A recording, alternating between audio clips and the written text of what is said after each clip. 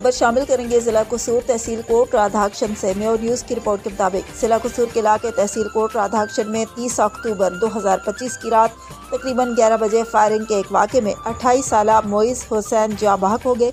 वाक़या मकामी रिहायशियों के मुताबिक पेटियां वाली गली के करीब पेश आया, जहां नामजद शुदा मुलजमान रेहान अवैस, वल्द मोहम्मद अवैस, कौम मेो, सकना कोट, शेर सिंह और दीगर अफराद के ग्रुप में झड़प के दौरान अंधाधुंध फायरिंग शुरू हो गई।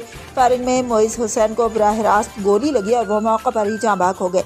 मौका पर मौजूद घर के अफराद जिनमें सोहेब हुसैन, शाहिद हुसैन और मुजम्मिल हुसैन शामिल हैं ने वाक़े को अपनी आंखों से देखा और बताया कि जब मुलजमान बेकाबू होकर फायरिंग कर रहे थे तो उन्होंने छोटे बच्चों और दीगर अहले खाना को खिड़कियों से दूर करके हिफाजत की कोशिशें की। अहले खाना ने वाक़े के दौरान तकरीबन 10 नामालूम अफराद की मौजूदगी और फायरिंग की शिद्दत की भी निशानदही की।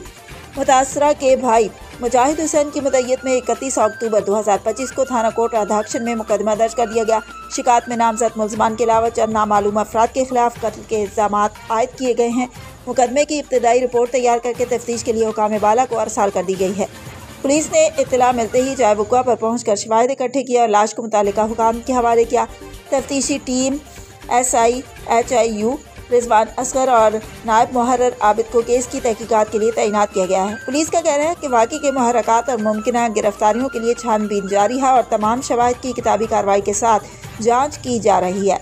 मकामी रिहायशियों ने वाक़े पर तशवीश का इजहार करते हुए फौरी तौर पर मुलजमान की गिरफ्तारी और इलाके में अमन अमान की बहाली का मुतालबा किया है। मुतासरा ख़ानदान ने भी वाक़े की शफाफ तफ्तीश और मुलजमान की जल्द गिरफ्तारी का मुतालबा किया है ताकि इंसाफ यकीनी बनाया जा सके।